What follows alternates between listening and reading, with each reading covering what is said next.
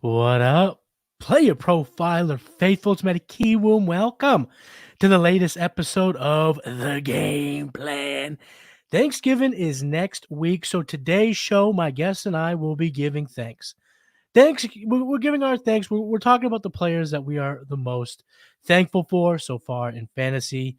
And you already know, after that, we are going to dive right on into the bargain bin to get some week 11 sleepers so you can get those week 11 wins. So, ladies and gentlemen, children of all ages, get out your pens and your pads and let's start game planning to get those week 11 dubs.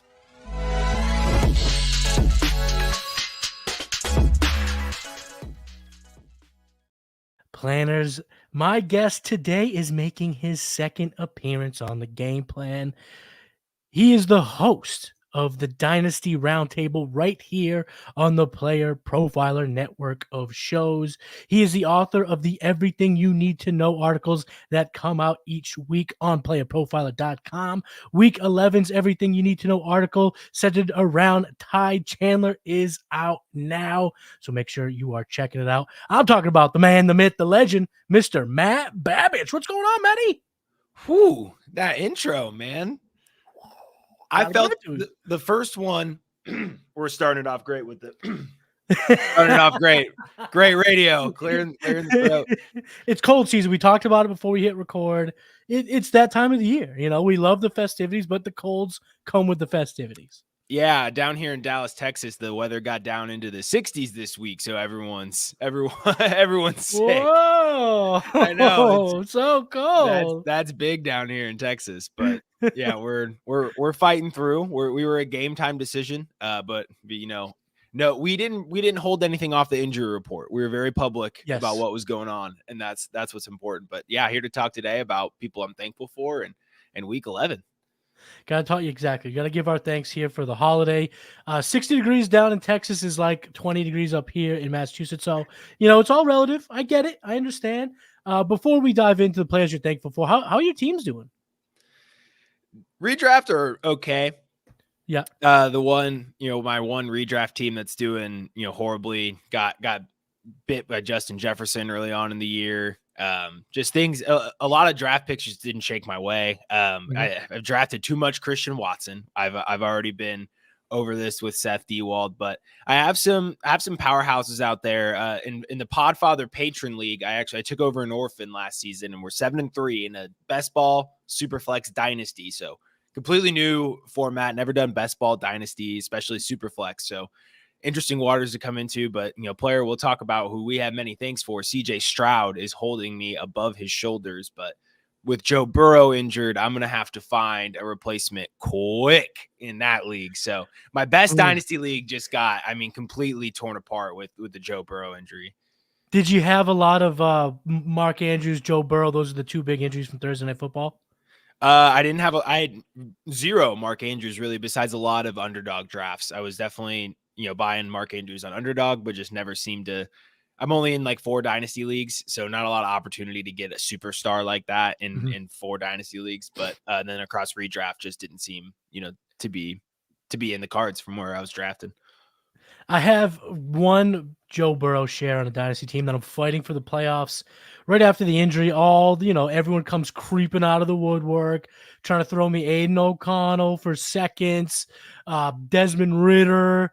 And it's like, I think at this point, I just have to do what I hate doing, which is just hit that off switch. I think we're going to power down on that team. I don't think I'm going to try to stretch out because I was a borderline playoff team anyway. I don't know if I would have made much noise. So to then mortgage some future assets for Desmond Ridder or Aiden O'Connell just seems like I'll be in the same boat regardless. People are just hoping that you don't hit the off switch too. That's why they're sending those offers. They're like, come on. Give me your second round. That's going to be the 202. Give it to me. Yeah. Oh, yeah. And they can. Everyone. That's the funny thing is everyone is able to project your picks, but they think that you can't. It's like, oh, I see this guy. He probably has a 207, but it'll probably be like the 203 or 202. He doesn't know that. He's just drunk off trying to. It's like, no, I get it. This team is mediocre at best. It was probably out kicking its coverage anyway. The producer extraordinaire, my man Jonathan Lang, Desmond Mitter, yep, right there in the head. That's the final straw. So I'm going to go ahead and hit decline. Like we said, we are talking about the players that we are most thankful for in fantasy this season. But before we get into that, let's hear about Sleeper.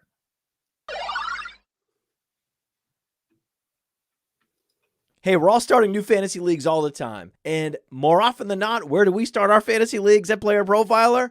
On Sleeper. Because it's the best. You can imagine my excitement when I saw Sleeper rolled out. Sleeper picks, baby. And game stacking is the path to positive returns with these pick'em games. Find that sneaky shootout and set most of the players to go over their projection for that week. Or you find a game going to get dragged into the mud and take every member of the passing game for less than their projections that week. And if you pick up to 8, that's how you 100x your payout on Sleeper. It's called the Hail Mary. So if you use promo code Underworld, you get a $100 instant deposit match. Check out Sleeper's terms and conditions for details. These Sleeper picks are live in over 25 states.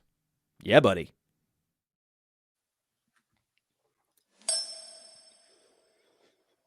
Matty Kiwoom here, joined by my friend Matt Babich on the game plan this week, and we're talking about those players that we are so thankful for at this point in the season. So, Matt, get us kicked off. Who is a player that you are just got to give your thanks to? I think the player at the top of the list is one of my highest exposure players in both redraft and best ball this year. Singing his praises all offseason. Hometown kid, technically now, the Dallas Cowboys. CeeDee Lamb. I give this man so many thanks every Sunday because when he's out on the field, he is balling. I know the Cowboys have generally been a team behind the 8 ball in terms of the analytics department, but it seems they leaned into the stat that if you feed your best player, good things happen on the field.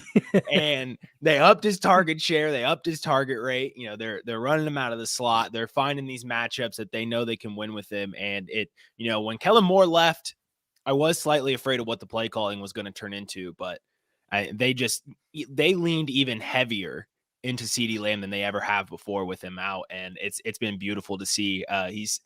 He's 4th in the league in yards per team pass attempt, which is essentially one of the highest correlated metrics with fantasy football success that you have.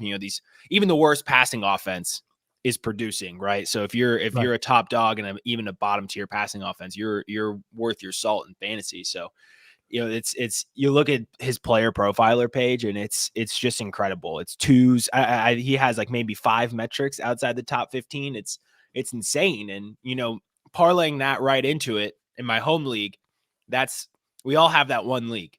It's the pinnacle of all other leagues. If you win, that's my second most exposed best ball player, by the way, receiver. I have more CeeDee Amon-Ra starts in underdog best ball than I think anyone else did. I'm pretty confident in that. Bing, bang, boom right there. Yeah, it just felt too easy, and I just kept getting the back end of the drafts, and I'm like, yeah, I'll take Amon-Ra 3 spots ahead of ADP, and then he ended up going like probably 7th, 8th, close to the end of drafts. But anyway, home league, pinnacle of all leagues. Everyone's got that one. Yes. You got to win that one or else none of the others mean as much. 100%. And I had CeeDee on my team last year, decided to run it back. I had Jalen Hurts on my team last year, decided to run it back. And my third pick in the Superflex league, that's why Hurts went so early. Mm-hmm. Third round pick was Keenan Allen. And so I have the wide receiver 2 and the receiver 4 right now in fantasy football. Yeah. And I just am incredibly thankful for them both every day. Not even just in fantasy, just watching those 2 dudes play football. It's it's a blessing. It's an absolute blessing.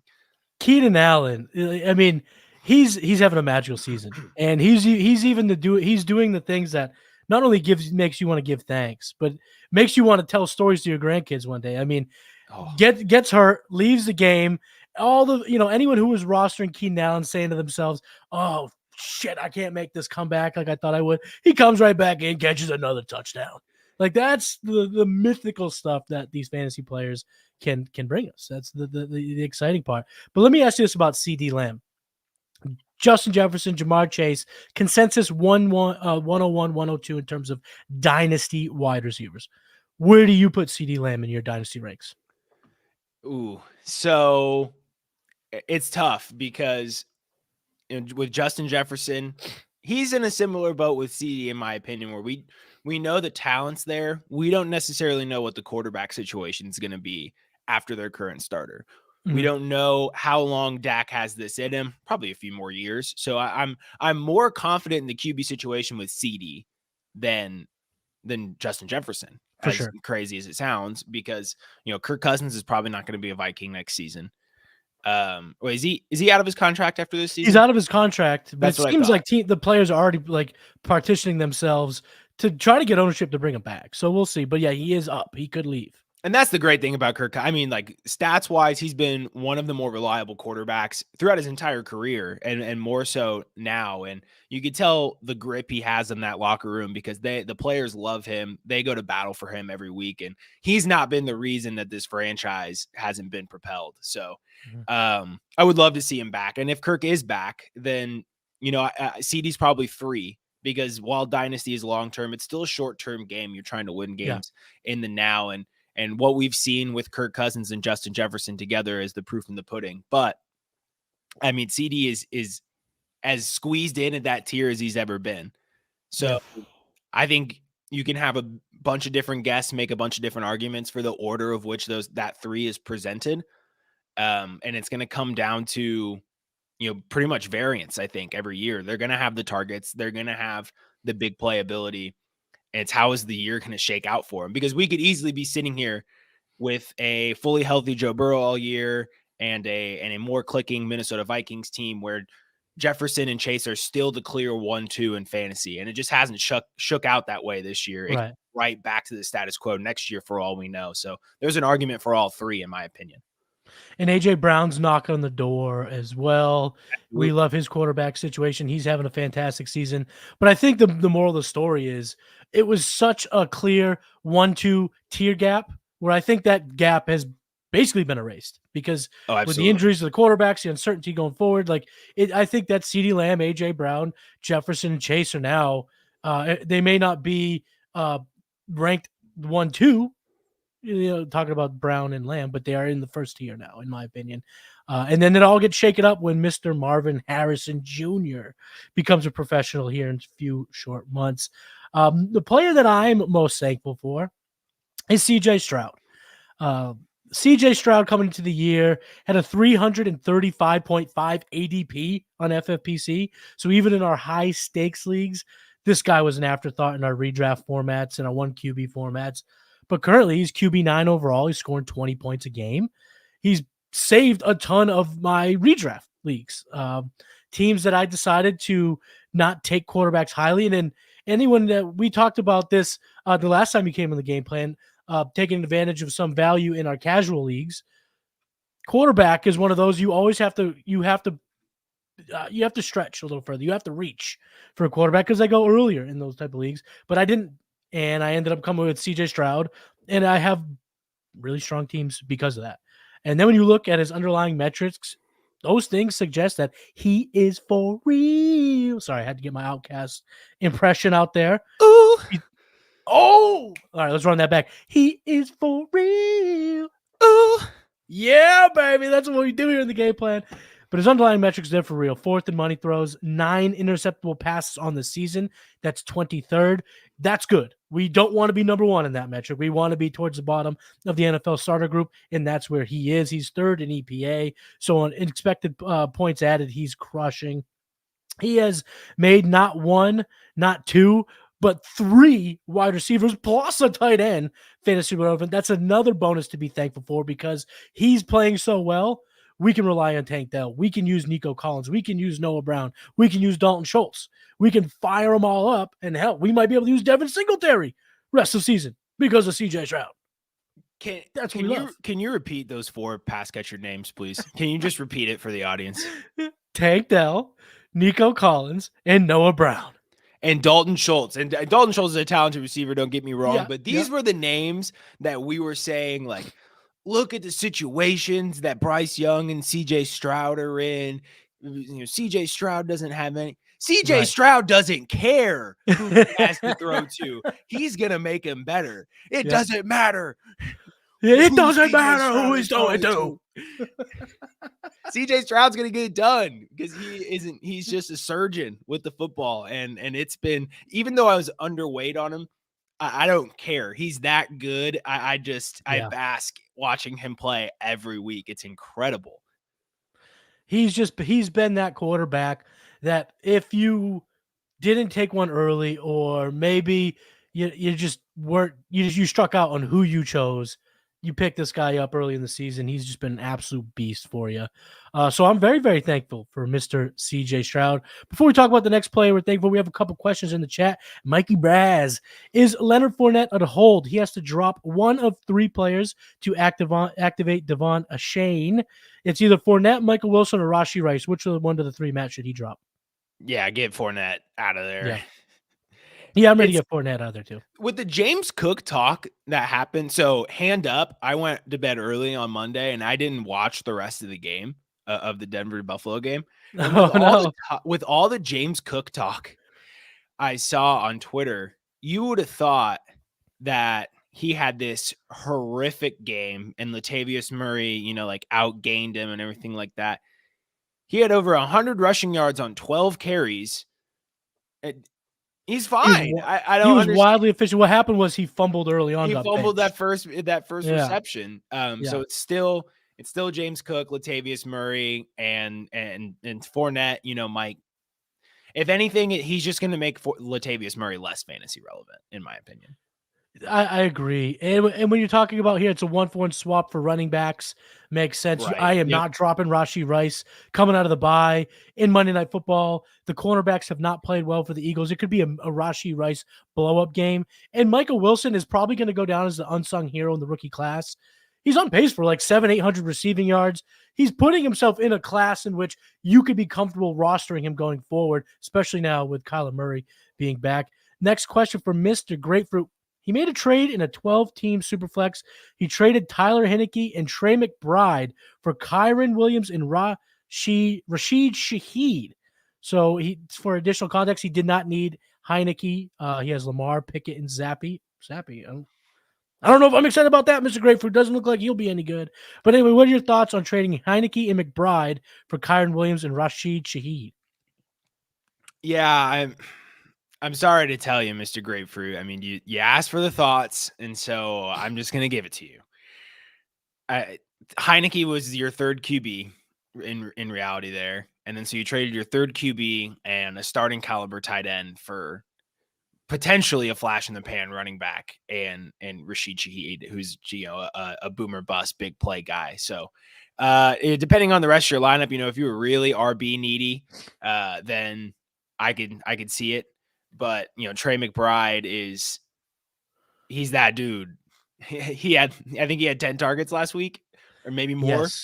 Yes. Just an incredible game to start. And he's hardly played with Kyler Murray on a field. He wasn't the starting tight end when Kyler left. So getting that connection right away between the two of them is very exciting. He's got Kincaid and Musgrave. So it does. That makes it a little bit better. That makes it a little bit better. Absolutely. Yeah. Absolutely. And we're going to talk more about this rookie tight end class here in a minute. So I think overall, I don't love the trade, Mr. Grapefruit. I got to be honest, because I still think 1-for-1 McBride for something would have been nice. But Taylor Heineke's kind of an afterthought here. Kyren Williams, sometimes we talk about this in the trade gods. Sometimes you have to lose a trade to win the league. That could be your approach here. So I don't hate it. Last question before we dive into our thankful players. Senior football. Pick 1 RB, 1 wide receiver, 1 flex. He's got Breece Hall, Rachaad White, Ty Chandler, Ayuk, Smith, Tank Dell, Rashee Rice. Humble brag, anyone? Yeah, wow.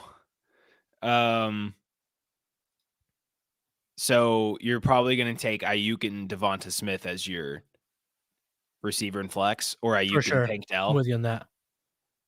One of those. Smith, I'm going Ayuk over Dell. Yeah, I'm going Smith over Dell. And my gut tells me that that's a shoot. I know Vegas hasn't really giving it a whole lot of points Monday. The defensive play, but something tells me my gut tells me it's going to be a banger on Monday night. Yeah, I do too. Taylor's going to be in the house. It's a Kelsey Bowl again. I mean, you want a good drinking game, just drink anytime they talk about the Kelseys or Taylor Swift. And honestly, you might have to go to the hospital by the third quarter. But that is the I truth. might have to watch it on mute. Hopefully Peyton and Eli are on. Actually, that might make it worse. But from a running back perspective, the Jets have not been able to move the ball on anybody, and Rachaad White should be getting a lot of targets. And Ty Chandler against Denver. Whew. This is a humble brag, but I'm probably still going with Rachaad White over Ty Chandler. Yeah, I think you hit the nail on the head there with the picks. That's exactly how I play it. Now let's get back to the players we are most thankful for. Matt, who's another player that you just got to give thanks to? How about I just keep it going with the Rachaad White talk? So Let's do it. One stat that jumps out at me right now: he first in the league in light front carry rate. So because of Baker Mayfield and the ability that he's been able to push the passing offense downfield, albeit not to an elite status, but to a slightly above average status. And that's given Rachaad White a lot of room to run. And you could look at his rushing efficiency metrics and you could say he stinks, and he kind of does stink as a runner. But guess what? I don't care, because last season I wrote an article on essentially just broke down every single metric that's on an RB's page on Player Profiler and talked about which ones matter, which ones are more contextual, and weighted opportunities per game is one of the highest correlated metrics with fantasy football or fantasy points per game. And it makes sense, right? If you're getting a lot of carries from the one, or you're getting a lot of targets in the passing game, these are going to add up to more fantasy points because they're higher, they're of touches of more value. And that's what he does. He's top 10 in terms of total weighted opportunities. 15 a game is also top 10. And shockingly enough, he's number 11 in fantasy points per game, and with only 4 touchdowns this year. So that's how you get it done in fantasy, is you get guys who are going to get high value touches, no matter whether you think they're good or not. It doesn't matter how talented they are, the fantasy points come. So Rachaad White, I was out on him at first, and then, Tampa decided not to invest in the position. And it became clear that this was going to be the Rachaad White show this year. So he was one of the biggest values in drafts all off season. And shout out to most of the Player Profiler crew for being right on that one. Rachaad White has been balling out for fantasy purposes. Right now, he's got the 7th highest WARP amongst running backs, which is massive. Again, we don't need him to be efficient and look like Barry Sanders, as long as he's catching all these passes and doing a lot with that. And a note that we actually made here at Player Profile early on, we were watching, it was the Bucs preseason. They let Baker play. Rachaad White did not play, but what Baker did was he checked down to the receiver 3 times out of his 5 passes. And we were like, wheels up on Rachaad, baby. And that's what it's been all year long.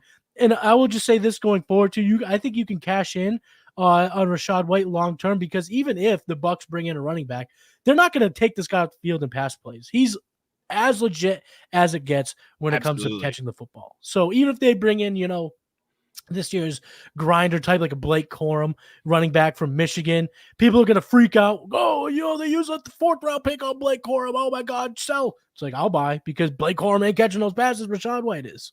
I mean, of course we're going to, but like, are we really going to have these conversations after what happened with Charbonnet and this year's rookie running back class? Like, do we really are we going to go down the same path? Like, fantasy time is a flat circle here in fantasy. It's going to be fun, but I'm going to learn my lesson. I'm not going to make the same mistake twice. And that's going to be buying the dip on Rachaad White again this offseason, turns out.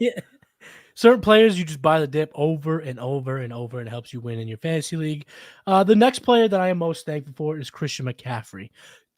Christian McCaffrey is good at football. Absolutely. But the reason why I have to give thanks to Christian McCaffrey, it's not the insane underlying metrics in which he's 2nd in breakaway runs, 1st in best ball points added, 2nd in dominator rating, 7th in evaded tackles, 5th in yards per route run. He's just exactly who we thought he was. But the reason why I have to give thanks to Christian McCaffrey is in draft season. This is a redraft thanks more than a dynasty thanks. In redraft this year, 0 RB was echoed through every single draft room throughout America, probably throughout the world. It was 0 RB, go 0 RB, 0 RB. So if you wanted to buck that trend and go anchor RB, hero RB, you could do that and kind of go zig when everyone was zagging. But when you look at the first 2 rounds, the running backs were bust-horrific. Eckler's turning it on now, but then you're talking about Chubb, who was hurt. Derrick Henry has had bad weeks. Bijan Robinson has not been the guy that we had thought he would be. Tony Pollard has been a bust given his ADP, where if you went Christian McCaffrey, not only did you get hero RB, but you got one of the best players in all of fantasy football. So I have to give thanks for Mr. Christian McCaffrey for just being you, Mr. McCaffrey, just being you and coming through in our team builds when we didn't want to go 0 RB, because if we went anywhere else at the running back position in the first 2 rounds, odds are our teams are smelly and not winning any championships. But McCaffrey's teams, he's going to be on a lot of winning redraft teams this year, I'd have to imagine. So Matt, last guy you're thankful for heading into Thanksgiving. We want to pay our thanks to the fantasy players that have done well for us this season. Who's the last player that you're going to give some thanks to?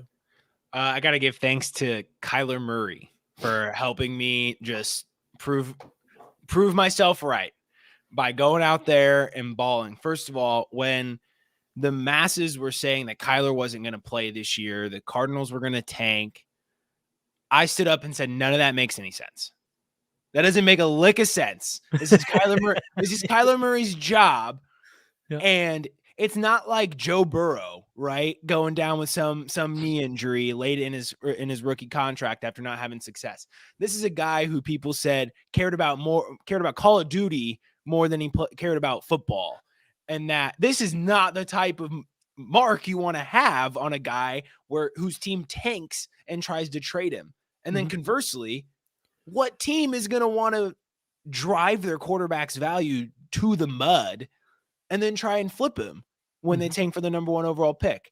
So if from either side of the organization, it made zero sense. And then even from Jonathan Gannon's perspective, these rookie head coaches have a short leash. They do not have time to go out there and pretend to tank. Like Lovie Smith didn't have time to bring the Texans out of the mud. The Texans might still be pretty damn good if Lovie Smith was their head coach, but he fucked around and found out real quick.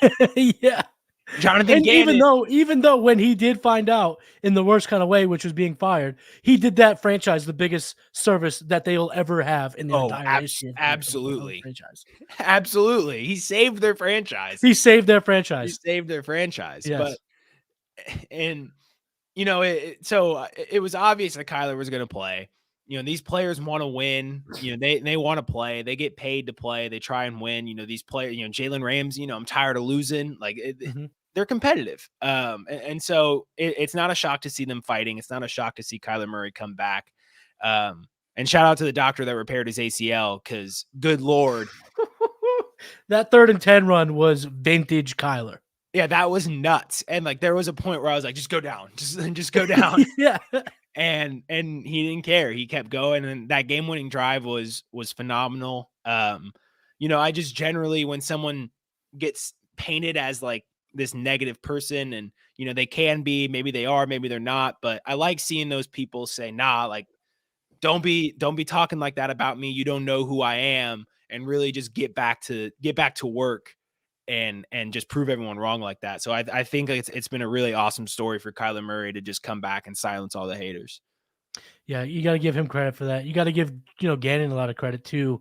Culture starts at the top, winning starts at the top, and you do play with fire when you're looking to tank. When you have a franchise guy for Caleb, and we don't know for a fact that Caleb Williams is going to be better than Kyler Murray over the next 5 years. We don't know that.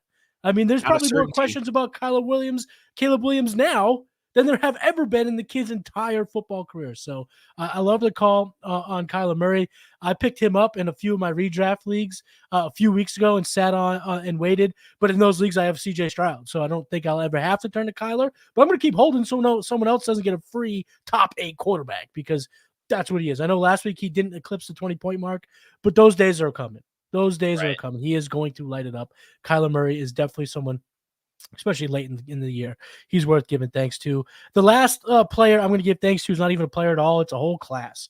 I have to give thanks to the tight end class of 2023. Yeah, absolutely. They are changing the landscape of tight end. It was Kelsey, Andrews, Hawkinson, and we'll see, including guys like Kittle and Pitts. We did not know what they would give us week in and week out. And if you didn't get Kelsey in round 1, you missed on Hawkinson in round 4. In our redraft leagues, you were able to pick up Laporta off free agency. You were able to pick up Dalton Kincaid later because he started slow.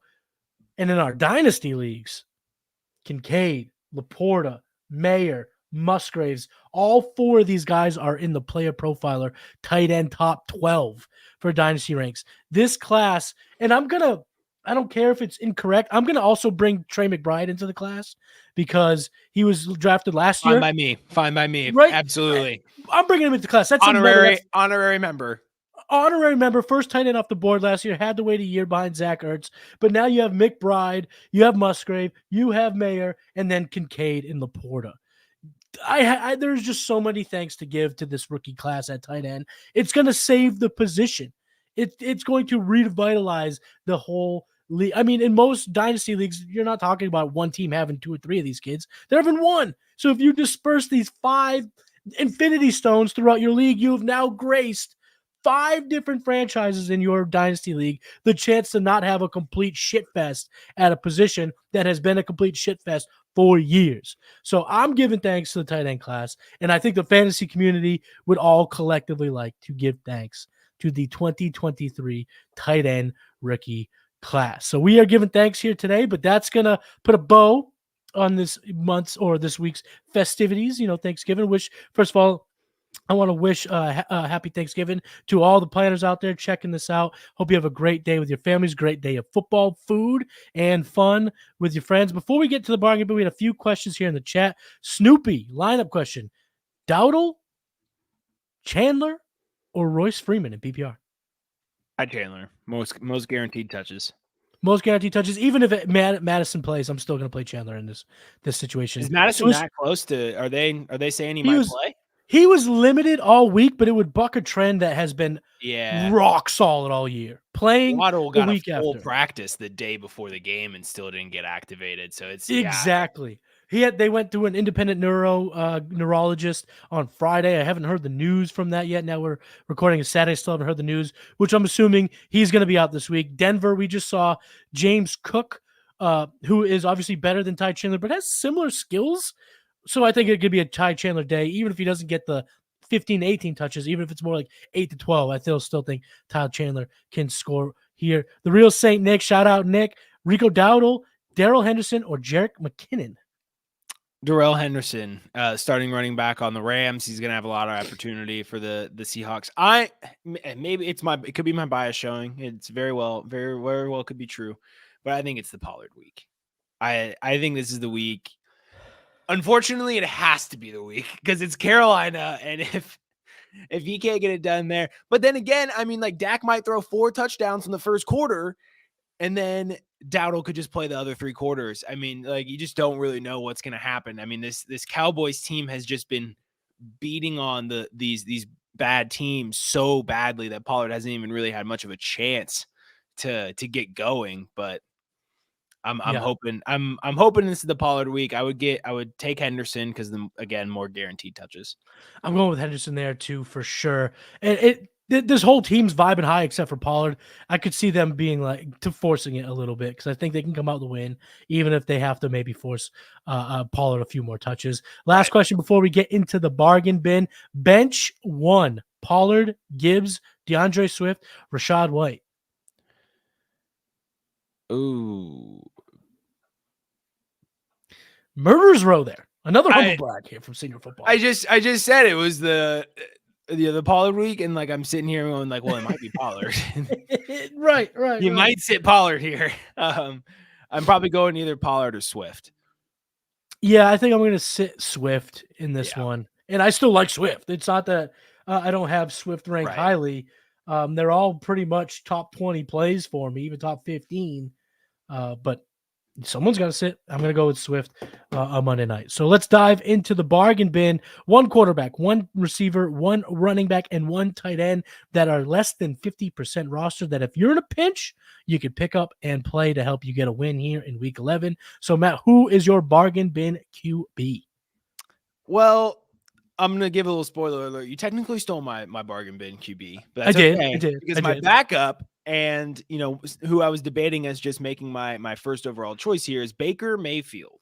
So the obvious red flag here is that he's going up against San Francisco.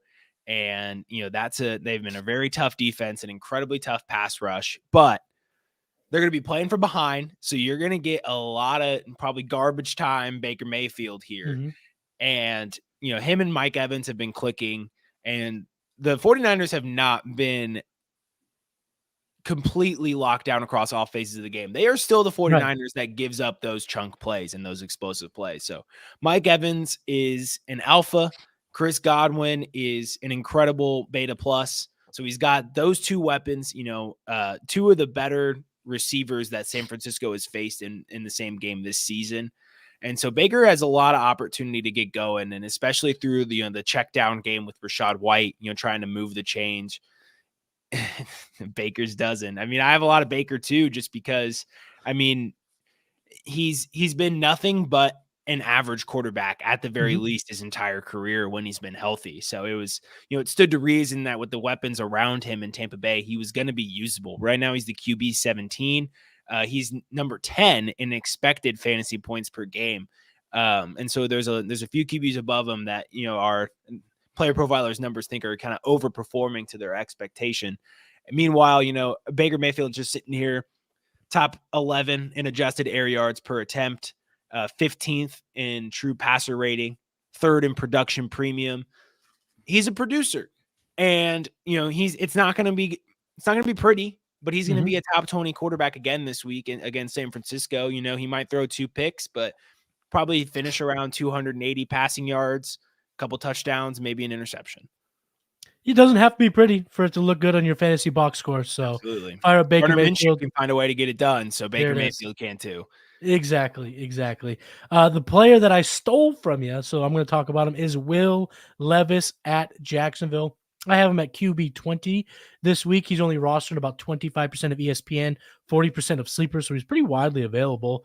The matchup is, so far, Vegas thinks it's going to be a pretty low-scoring affair, 40-point over-under, but Tennessee's essentially a touchdown road dog, so there could potentially be some catch-up mode, some garbage time for Will Levis. They're 6.5-point underdogs. So far this year, in the 2 of the 3 games, Will Levis really has had an accuracy issue, but because Jacksonville doesn't really have a great pass rush, according to PFF's metric, they actually have one of the worst pass rushes. They haven't really got after the quarterback this year. They've actually the 28th in team sacks. So I'm hoping that because there may not be a whole lot of getting after the quarterback, Will Levis has a little bit more time to throw, and we can see that accuracy, that completion percentage get back to the 60-65% range that we saw in his first week against the Falcons. And more about the Jacksonville defense. They give up almost 2 points more than league average to opposing quarterbacks, which is the 7th best in that metric. They've given up the 7th most passing yards this year and the 6th most passing touchdowns this year. So they're really pretty much an advantageous matchup for opposing quarterbacks. Like I said, they don't get after the quarterback, which means better time, more time for Levis, better decisions, better throws. And if we look at all of the games in which Jacksonville's played at home in Jacksonville, so this takes away the game in London, Mahomes was QB 11, Stroud was QB 12, Minshew was QB 18, and last week Brock Purdy was QB 6. So if you're getting a guy who's ranked around QB 20, and this defense is routinely giving up top 20, top 15 performances to quarterbacks, that's a little bit of value that you can find. And if you are sitting there and you've lost one of these quarterbacks to buy, which who's on buy this week? David, it would basically be if you were rolling with Carr, because you're probably not going with Ritter or Heineke all that often. So if you're basically playing the roulette at quarterback, Will Levis can be the guy for you at Jacksonville. Hopefully a get-right game for the rookie quarterback. Anything you want to add? Because I did steal Will Levis from you. Is there anything you want to add about his matchup this week against Jacksonville? Not really. No, it was really centered around just Jacksonville's porous pass rush, and then just getting on a get-right spot after facing a couple of tough defenses, and more particularly a couple of good pass rushes. So that was kind of the centering of it. And, man, he's been hucking that ball downfield. He leads the league in air yards per attempt.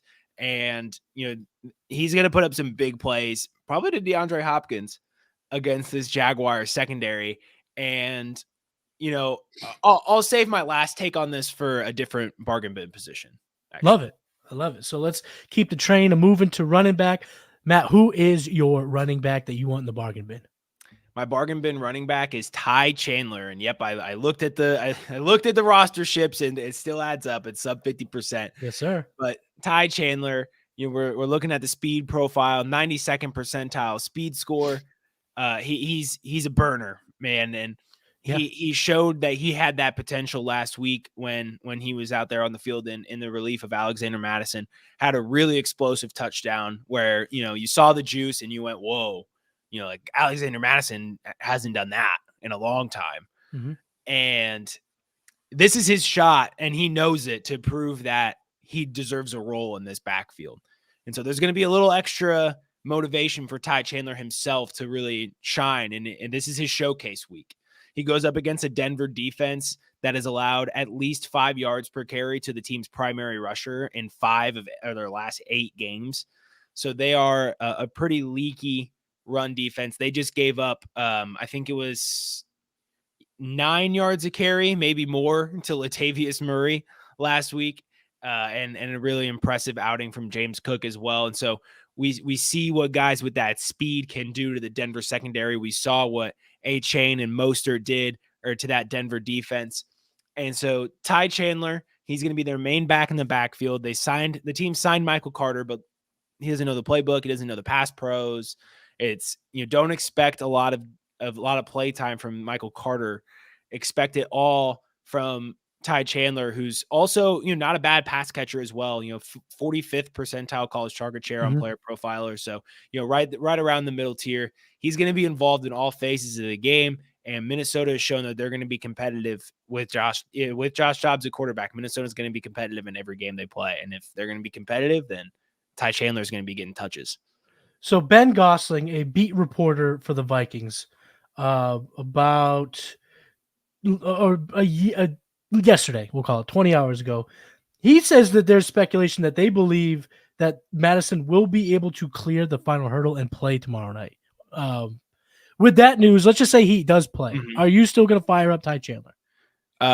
First of all, thank you, Caleb. My mind's all. Han Rungta tweeted when Michael Carter got dropped. He was like, the Vikings found their backfield partner to Ty Chandler. And then for some reason that just stuck in my brain. And then I just thought that Michael Carter was on the Vikings. So thank you, Caleb. If Mattison goes, and the theme of my running back takes today have been all centered around guaranteed touches. And so if Mattison plays, I'm less tempted to fire up Ty Chandler unless I'm in a bad spot. If I'm in a real bad spot, I'll obviously still put him out there over some of these other people that are less than 50% owned. But if we're going to talk about, compared to a guy like Darrell Henderson, sorry, apologies for the heart attack. We talk about the guy Darrell Henderson, who's also sub 50% owned, and he's the starting running back right now for the Los Angeles Rams. And Kyren Williams is not back yet. So until that happens, right? Unless I missed something else, but Kyren Williams is not back yet. He is not back. Next week is the first week that they think he could be back. He gets a Seahawks team that's been getting ran on pretty hard by opposing defenses. And so it's a really good outlook for Henderson in a game that Vegas expects to be a really close game between the two. It's a pick'em spread, or at least it was yesterday when I saw it. So it's going to be a competitive game. Henderson's going to be getting the goal line work and most of the touches there and the pass work as well. So give me Darrell Henderson in a game where Stafford could be checking down a lot with if his hand is, not in good shape. Great call. I still like Ty Chandler. We saw James Cook get over 100 yards with 12 rushes. At the end of the day, Mattison still was limited all week, so that's a week of half practices. Right. And if he comes out and looks sluggish at all, they're going to go ahead and give it to Ty Chandler. Most people see 15 carries for 45 yards and touchdown and go, who cares? But when you look at how bad it's been for the running game of the Minnesota Vikings, that's the third best performance out of rushing for the Minnesota Vikings all year. And number 2 is Josh Dobbs. That's insane. Are you? I can't believe that stat. It's insane. It's almost as crazy as Trey McBride having the first 100 yards game from an Arizona tight end since Dan Marino era, which is insane. That's also insane. It's insane. So I'm still okay to fire up Ty Chandler. And if you want to kind of play it by ear, run it to the rocks. My bargain bin player could be a nice backup for you to roster, and that's Kenneth Gainwell, who is traveling to the Kansas City Chiefs. I have him at running back 33 this week. He's only 16% rostered on ESPN, 24% rostered on Sleeper, so you can add him and have him as a contingency play if you don't want to go Ty Chandler if Madison is indeed active. The Eagles are getting 2.5 points as they go into Arrowhead, and the 45.5 over-under is the fifth most, but we mentioned it earlier. We both are kind of thinking this might be a bit better, more of a shootout than even Vegas is predicting. And Kansas City as a defense, and I'll level with you, planners. I'll be completely honest with you. This is not really a favorable matchup play. But unless there is this one, I guess you want to call flaw in the armor. PFF has the run defense grade for the Kansas City Chiefs 10th worst. So take with that what you will. It hasn't really translated to fantasy production for opposing running backs, but apparently PFF is not liking what they see as much as what they've done. And I think that's mainly due because they also have a poor tackling grade as well on PFF. So if that's the case, maybe big plays can happen. But when you look at Kenneth Gainwell, he's scored in the last 2 of the last 3 Philadelphia Eagles contests. He has in the Super Bowl. Have you ever heard of that game when they played each other? Gainwell had 4 receptions. He had 41 total yards. So he was able to be efficient against this defense. This is complete bro science. Sometimes I have to throw it out. Maybe it's a bit of a bonus. But Kenneth Gainwell gives you what I like to call final say. The Monday Night Football player, final say. If you need to come back, you're not done until it's over. And again, contingency plan for Ty Chandler. So if you have Chandler and you were planning on using him, pick up Kenneth Gainwell. And if you just feel a little bit uneasy playing because Madison is active, you can pivot to Kenneth Gainwell. Caleb, since you gave him a heart attack. Let's answer his question real quick before we move on to wide receiver. Montgomery or Ty Chandler if Madison sits? Montgomery. It's Montgomery. Always Montgomery. Always Montgomery. It's Montgomery. So Caleb, let's go with D-Mont. And then you have to worry about the whatever happens going into Sunday Night Football. Let's keep it going over at wide receiver. Matt, who is your bargain plan wide receiver? One of my favorite prospects of the 2023 wide receiver class, Jaden Reed, has probably the best matchup he's had and any Packer has had all season because they go up against the Los Angeles Chargers, who could not stop an offense that was captained by Matty and myself. I mean, they just wouldn't be able to do it. And they're Swiss cheese, man. You want to run, you can run. You want to pass, you can pass. You can do whatever you want in the Los Angeles Chargers defense. And this game is going to be a typical Los Angeles Chargers game. It's going to be a shootout. It's going to be a 1-score game late. There's going to be a lot of offense. And I've seen a lot of people pin Christian Watson as a bounce back candidate today. And I am a Christian Watson proponent telling you that it doesn't matter if it's the Chargers.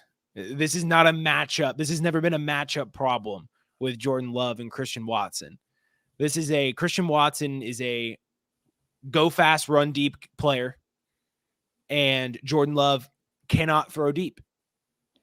Christian Watson is not strong at the catch point. We've seen that multiple times this season. So teams are getting beat deep by Watson, and it doesn't matter because they can't connect. And I don't think that's going to be. I don't think that's suddenly going to change because they're playing the Chargers. So I expect this to be a heavy game between some different Packers pass catchers. One of them being Jaden Reed, their slot man who excels at getting open. And, Jordan Love is going to be trying to find those open spaces. Dobbs is a good look. I'm pretty sure he's over the rostership threshold, but Dobbs, Musgrave, Reed all have high outlooks this week because they're the top 3 pass catchers out of the receiving core. And Jaden Reed's very explosive. He's the most explosive dynamic playmaker this team has.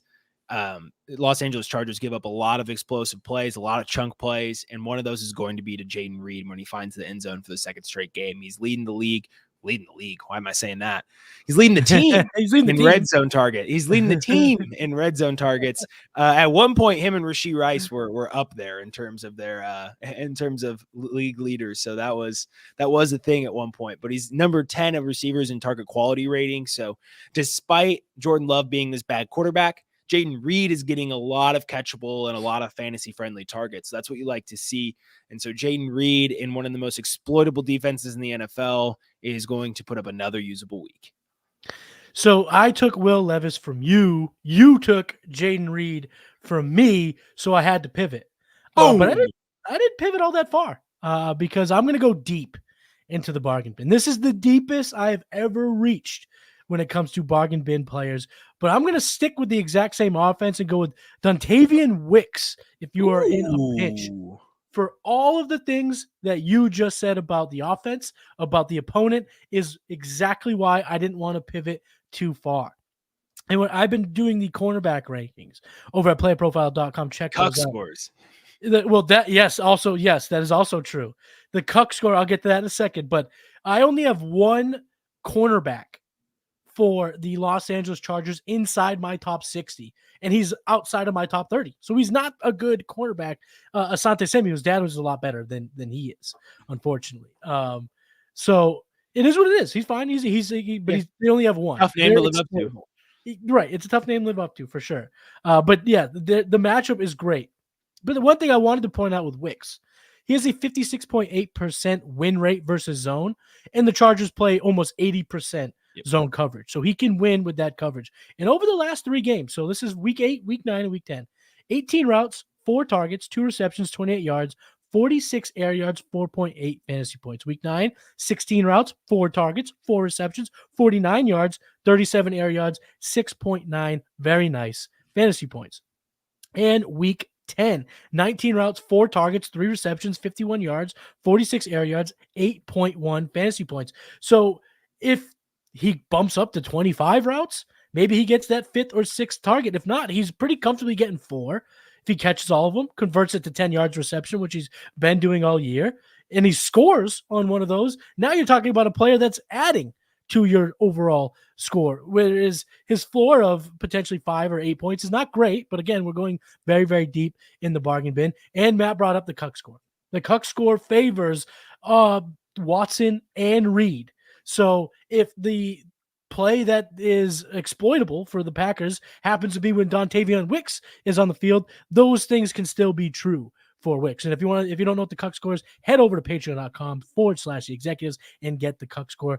Corners under constant chaos. This is a matchup metric that Cody and I have put together over on the executives Patreon. So basically what we're saying, fire up those wide receivers for Green Bay, and especially Jaden Reed. I'm with you there. I think Reed is a great play. If you're in a pinch and he's available, grab him, put him in your lineup. And I'm not going to bet on a touchdown. That's bad process.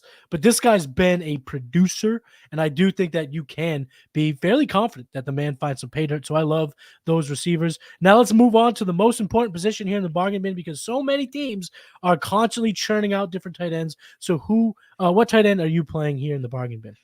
So I love the transition, but if I can, I would like to give out just my thoughts on one more receiver. Sure, of course. So you can do whatever you want, Matt.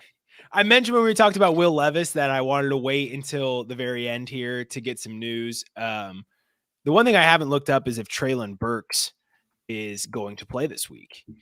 He hasn't been playing. Yeah, he is not going to play this week. He's still been absent from practice. So I just wanted to confirm, had not updated that, which makes me even more confident in my second bargain bin pick in receivers, Kyle Phillips. Yeah, baby. So Kyle Phillips was one of my favorite rookies early on because he comes out in 2022 and for whatever reason, with Treylon Burks on the field, gets a 9-target game. And everyone was like, who is this Kyle Phillips and why is he getting, 9 targets in a game? And it's because he finished 2022 before getting hurt with a 56% route win rate. So this guy was just working from the slot and he was working whoever was covering him because he was just finding open space. And, when the team, took on the contract with DeAndre Hopkins and they were already going to be a low volume passing offense, I thought, well, this dream is unfortunately probably dead.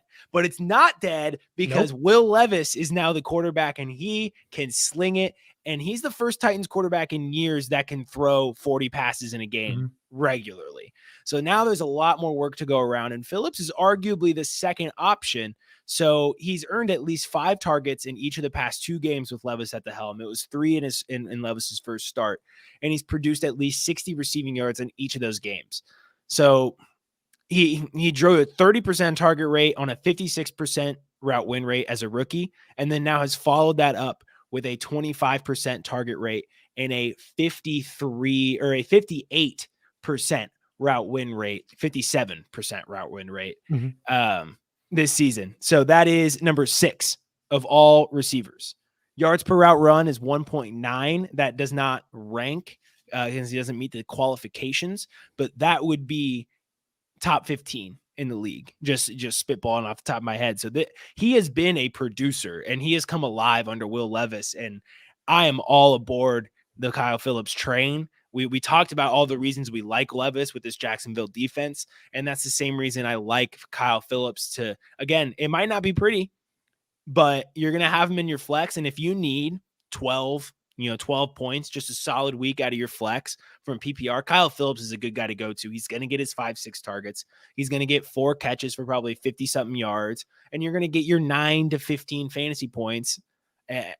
Kyle Phillips. All right, everyone. Just I love that. Remember Kyle Phillips. And I love the Kyle Phillips call. Love it.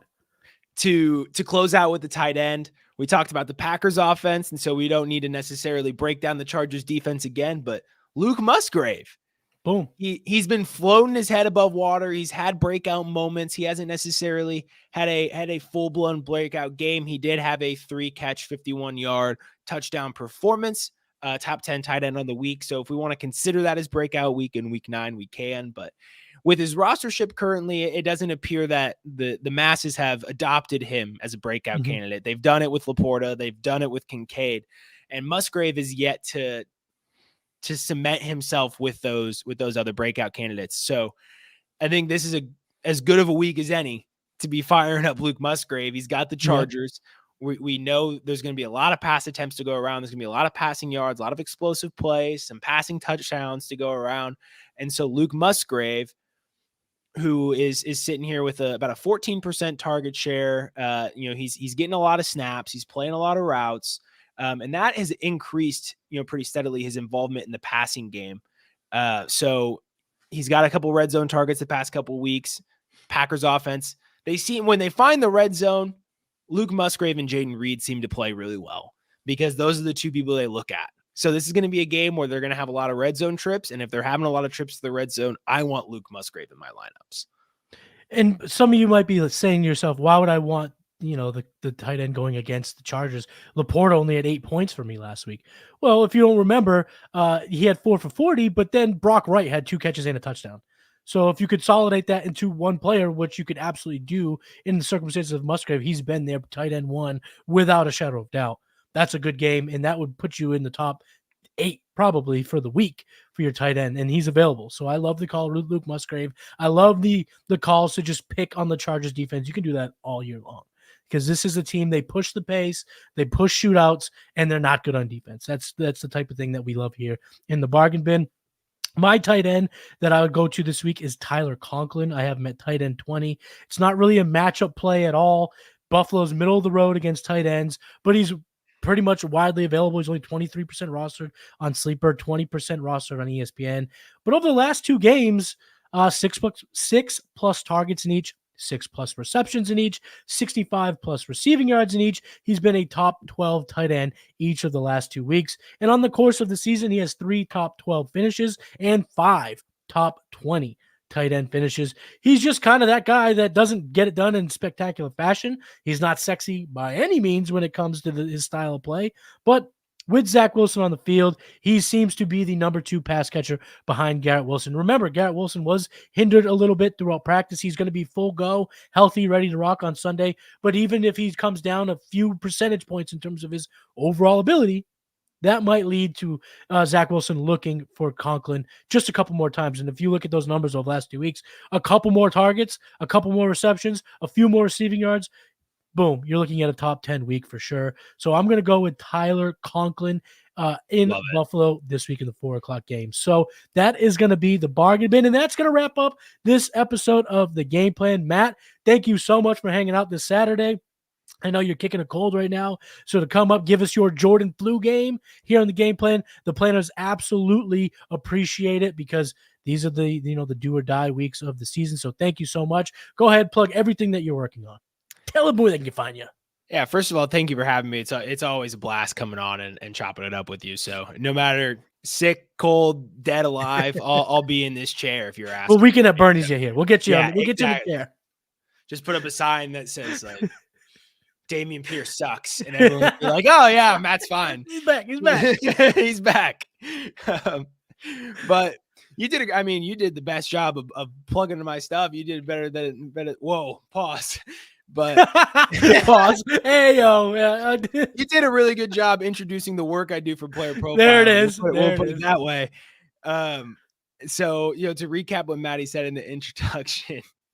I am the co-host of the Dynasty Roundtable podcast. You can find myself and Seth Dewald on the YouTube airways every other Wednesday in season, trading off with Matty Kiwoom and Jason Allwine, the trade gods, in the same time slot. So if you watch either of those programs and haven't seen the other, tune in, on Wednesdays to watch both of us. It's two incredible shows. And I think we're both excited to get to the off season too and start ramping up those recordings. Cause I don't know about you, but these are the best times, man.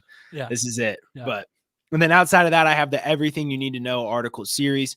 Week 11 just dropped yesterday. And, surprisingly enough, in there, I talk about Ty Chandler. I talk about Kyle Phillips. So two names I was big in talking to today. I also kind of talk about Carolina and Seattle, what we're thinking about their backfields, as well as some DFS picks and the injury report. So that's pretty much all I got going on these days. There it is, baby. Check that out over at playerprofile.com, the YouTube channel. Get it all before we ramp it up. You want to get it now, help you win your leagues, and then you can be happy with all of our analysis off, in the off season because we helped you win the league. So make sure you're checking out all of Matt's stuff, the show, the articles, all that stuff at playerprofile.com. The Game Plan every Saturday, Trade Gods trading off with the Dynasty Roundtable every other Wednesday with Jason Allwine. The Future Cast is going to start ramping up. We just had Cody Carpentier on. We did a 2024 rookie mock with me and the OG, Theo Greminger. If you can't get enough of me, you can head over to patreon.com/the executives. That's Cody and I's Patreon. And then we have the Executives of Fantasy Football YouTube channel, The Hurdle, Tuesdays and Wednesdays. So you can check that out as well. And make sure you're out there getting the work done. Get those wins. Keep game planning, my friends. And I will see you next Saturday. Peace. Hey, I want to take a moment to thank you for tuning in. It's important to me that all of our media be free. This is only possible because of you allowing a true independent sports media enterprise to thrive unlike any other in the business. So please subscribe to the All In Package to continue to make all of this possible, to ensure that all of our stats, information, data, content is available to you, especially you, the people that get the site and get the show.